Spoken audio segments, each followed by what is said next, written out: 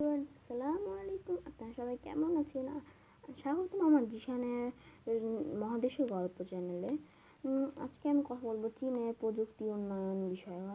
চীন হচ্ছে এমন একটা জায়গাতে অবস্থান করে যেখানে অনেক দেশ। চীনের তাইওয়ান সাগরে অনেক রপ্তানি আমদানি হয়। সেখানে চীনে অনেক শক্তিশালী পারমাণবিক সাবমেরিন রয়েছে। এগুলো যদি চায় আমেরিকার সাবমেরিনকে ধ্বংস করতে পারে। চীনের প্রযুক্তি, চীন হচ্ছে পৃথিবীর জনসংখ্যার দিক থেকে দ্বিতীয়তম। চীন হচ্ছে বৃহত্তম দিক থেকে তৃতীয়তম।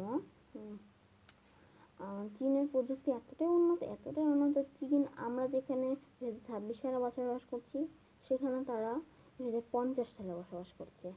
তাই আমি বলেছিলাম এর আগের ভিডিওতে।